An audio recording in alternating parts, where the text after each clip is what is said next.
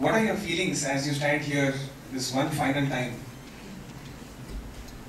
What are your most beautiful memories, if I can just add, and then probably give it to him? So the first thought that comes into my mind over here, as I stand here and witness this beautiful gathering of souls, is that all good times seem to come to an end.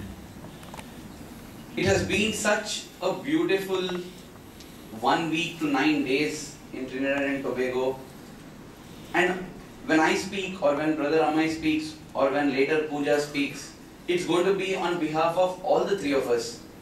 I can say that we have been touched, not just touched, overwhelmed and washed completely by the love of Swami. Don't you agree? Absolutely. In fact, when we first started off to Trinidad, a couple of them back in India, like Hariharan sir had told, the center in Trinidad is big. And so we thought that initially the numbers in our mind were probably tens or 50 or 60. And then after he said, we thought, okay, maybe about a couple of hundreds. But when we reached here and we were simply blown away by the love that everyone has here for Swami, it really felt like home away from home. And in fact, there is another headquarters other than Prashant Nilayam, and really one feels that that is Trinidad and Tobago. Traditionally, when we see organizations, any kind of organizations, spiritual, commercial, business, they usually have one headquarters. I was wondering, why is it that when it comes to Swami's organization, any place you go and you get a chance to interact with the devotees, you feel Swami's presence there. This is not an organization with one headquarters, because it is not an organization that relates to the head. It's an organization that relates to the heart, and therefore we have multiple heart quarters all around the world, and Trinidad and Tobago is definitely one special heart quarter in the Satsangh organization. That has been our feeling.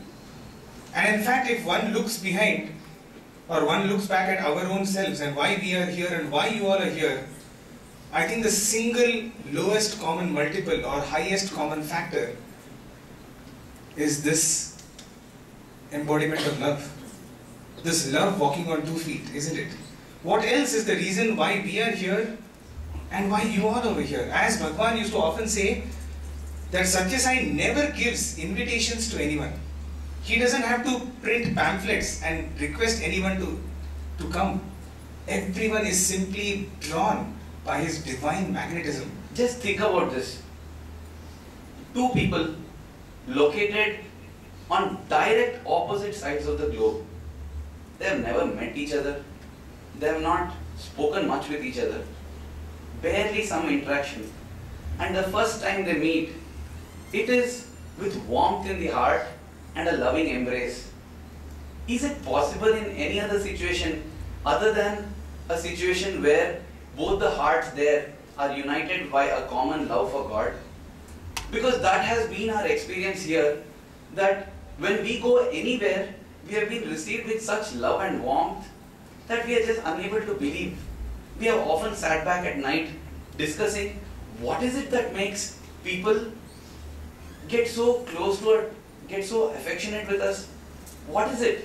What is it that makes us total strangers into family members for them? Exactly.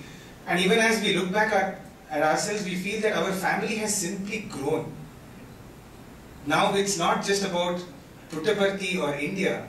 It is about everyone who's seated over here and everyone who is enjoined in this one common statement that Swami makes, the brotherhood of man and the fatherhood of God, because that is how we are all connected to each other. In fact, when we look back even at our own journey over here, the last 8-9 days, everything seems to be radiating with Swami's love. And I'm sure, whatever we saw, for example, the dolphins, when we were going in this bus, in this boat ride, the dolphins seemed to be coming around. Even they were radiating Swami's love.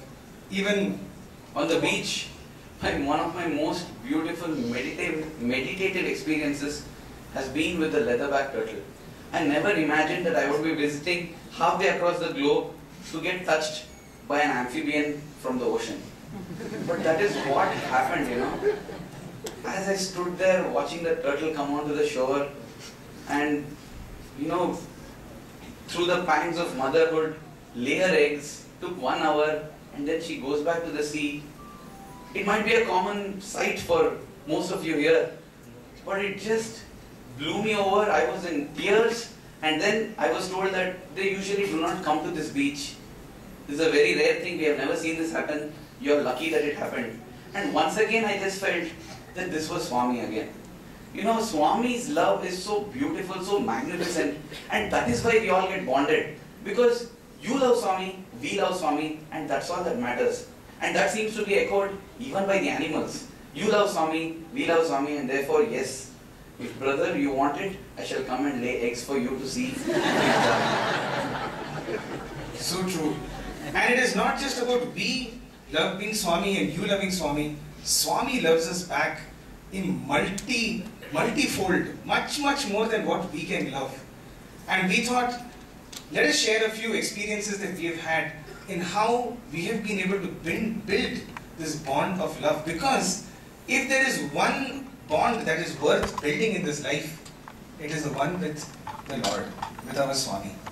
Before Brother Amey dives into the beautiful experience that he is going to narrate on how Swami becomes a part of our life by bonding with us, I am reminded of one small analogy. There was this little boy who always went to the shop, and the shopkeeper there, you know, loved the children. And so when any child enters the shop, he says, pick up how many of the chocolates you want. And every child goes grabbing and runs with a handful. But there was this one child who never grabbed. He never said, no, he never, as they say in Trinidad, he never took no chocolates. He would just stand there. And yeah, there is something that we have learned so beautifully from this place. The usage of 2 negatives, he never took no chocolates. And when you're at work, you never go no liming, okay? So this boy would always stand and never pick up the chocolates and always say to the shopkeeper that you give me what you want and I'll take it. And everybody appreciated this child for being so humble, so sweet, because he never grabbed. He always told the shopkeeper, you give me, I'll accept. When they told the child that you're so humble, you're sweet, he said, no, I'm not humble and sweet, I'm just intelligent. When I put my hand, I get 5. When he picks and gives, I get 20. It's always better that we tell the Lord, Lord, you give, because your hands are infinitely larger than ours. And so too, in a relationship with God, it's always best to ask from God, because what His capacity to give is much more than our capacity to receive. I'm reminded of one time in Tribe Vrindavan when Swami was sitting and he just casually remarked to all the boys, you know boys, you have only 2 options. Either you allow me to enter into your heart, or I will break open and enter into your hearts. But enter I will, because that is your destiny and that is my play. Of course, and he goes on to say that if I'm going to break into your heart and enter, you will have a little pain. So the option is yours. You decide whether you want me with pain or without pain. In fact, in one such session, a student even asked Swami, he said, Swami, you tell us to do all this, you tell us to be good, you tell us to follow all this. But Swami, nothing seems to be happening in the world out there. Because, what is it, Swami? How will a few good individuals help? Swami told him, that is not your worry. I will take care of that. You just be good and allow Swami to flower in your heart. Inspiring the people is not your job, I will do it. And that has been our experience here, because frankly, we don't see what is so inspiring about us, other than the fact that we love Swami and carry Swami's love in our heart. And as he promised that student that day, he has been doing it not only through students, through devotees, all around, all the time. Anybody who carries his love in the heart, he inspires through that heart. So here is my little penny for the evening of how I built my relationship with Swami. I was in my primary school and I had become very close to a particular student, a boy. And we were in fact so close that we used to do everything together. We used to line together, if you can call it. Okay, so in the dining hall we were together, we used to sleep adjacent to each other, everything we did together. We went for darshan together, we sat in the class together, and he had become my best friend. Until one fateful day when we had our unit tests, our tests going on, examinations, and in my misjudged understanding of what friendship was, he asked me to help him out with one of the questions in the test. And here I was, I wrote down the answer on a piece of paper and I threw it down, and this boy picked it up and he answered that particular question. Now this was something that one of the other classmates had seen, and that girl went and complained to the teacher that this had happened, that this cheating had happened. And as the teacher was correcting the paper, she noticed, she had in fact forgotten about this whole event, But as she was correcting this paper, this boy's paper, she noticed that it was a mathematics paper and this boy had started all the way wrong but had got his answer right. Obviously that, some hanky-panky thing had happened.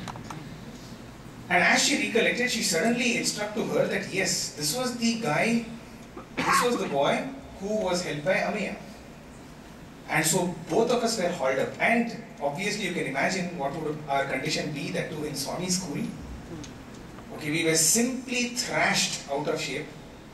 And it is like in primary school, if you do something like this, it is absolutely not tolerated. Absolutely not tolerated. And we got a heavy, heavy spanking from everyone, from the principal to the warden. So we used to call, the principal is called HM auntie, headmistress auntie. So we call her HM auntie. And HM auntie and warden auntie, and everybody simply thrashed both of us. And they were almost deciding to throw us out of the school. And finally, probably some goodwill prevailed over them. And they decided that that is not going to happen, but it was decided that these two boys had to be separated. They are too close as friends, and this friendship had to be broken. This friendship has to be shown its own place. And so here I was, standing over there, condemned by all my teachers, so much so that they even went and told my elder sister, who went and told my parents that I had done something like this. And so, often it happens that when Swami does not accept you, nobody accepts you in this world. And so even my parents had condemned me. And now was this chance where I was, it was decided, they were going to decide who was going to be shifted to another class. Now this friend of mine was an excellent goalkeeper in his class, and so it was decided that all the other boys in my class went and said, we don't want Amey, we want the other boy to be there. Because the goalkeeper then stays with us, and then it helps in our games. And here I was, even my own classmates were throwing me out. And the other class was saying, we don't want Amey, we want the other boy, because we want the better goalkeeper, when it came to sports. So I was this outcast, absolute outcast. A couple of days passed, and typically it so happens in primary school when you're outcast, it is the most embarrassing moment, because when you walk anywhere, everybody starts to talk about you. Hey, that boy, that guy, he's the guy. So I wouldn't eat, I wouldn't go to the dining hall, because we all have a common dining hall, and I wouldn't eat, because when I stepped into the dining hall, everyone would look up and say, he's the guy, he's the guy, you know what, he's eating. How could, after you have done this, how could you be eating? That typically. And there was this Thursday when we happened to go to Mandir. Now what happened on the Wednesday night was a very funny incident. One of the boys, a little boy, he had lost his mind a little bit, and he locked up himself in a room and some such thing. And basically there was a lot of panic in the school. Next morning when we reached Darshan, Swami comes out and straight walks up to this boy who had done, the stupid act the previous night, and simply thrashes him. Starts to, shout at him wildly, saying that I don't want you in my school. Is this why you are being sent to this school? Is this why your parents are sending you to this school? I don't want such boys. And this boy simply started tearing. And Swami was very, very, he was absolutely not in a mood to excuse him. Okay, he was absolutely unforgiving that day. He simply blasted him out of shape. And even as he was crying, Swami said, I want good boys. I want boys who have got good behavior. Like that boy. He's pointing at me. And then Swami says, come on, get up boy, get up, get up. And so I was there for a moment, I was wondering whether it was really me. And then Swami says, yeah, you, get up, come on. So I got up and I stand next to Swami, and Swami puts his hand around my shoulder and says, be like this boy. Very good boy. And even as I stood next to Swami, I could see my stock price going up. My stock price which had absolutely collapsed and nobody wanted to buy this, straight it's going up. And that whole day, that whole morning session was all about me. It was all about Swami telling me to do, for example, all the students used to go and get prasadam from inside interview room. So Swami is telling, you go and get the prasadam. So I walk into the interview room, get all the prasadam out, distribute. And then finally it became so much that all the other teachers said, Amey, it's better if you go and tell Swami to forgive this boy. So I went up to Swami and I said, Swami, please forgive him. And Swami said, see how good this boy is? He's asking for forgiveness for this other boy. And then Swami said, yeah. Okay, so after the prasadam distribution, all the empty containers which were there, Swami told him to go and put that inside the interview room. And then when we all went into the interview room, of course, we needed excuses to be in the interview room. So what we would do is we would go and keep these empty containers inside the interview room and then stand there, wait for Swami to enter. So Swami would come back and he said, what you are doing? Swami, please Swami, 2 minutes, something, just have a nice little chat with Swami and then come out. And then at that time Swami told him, why are you doing this? Again he gave him, and then he asked him to take Pad Namaskar, asked me also to take a Pad Namaskar and said, be a good boy like this. And as I walked out, I was an angel in the eyes of all my teachers. And as we walked back that day from primary school, I was almost held onto the soul, onto their shoulders. And everyone, including HM auntie and warden auntie, came and apologized to me, saying, we are sorry for, we mistook you and we thought you were this. And it was at that point of time that I understood that if you have God standing by your side, the world simply accepts you in spite and despite of what you are. Isn't it? I was not a great child, but it was just that moment when Swami told me that when the world walks out on you, I will stand by you. And when I stand by you, the world stands by you. I knew that day that my only friend, in fact my best friend, was only Swami.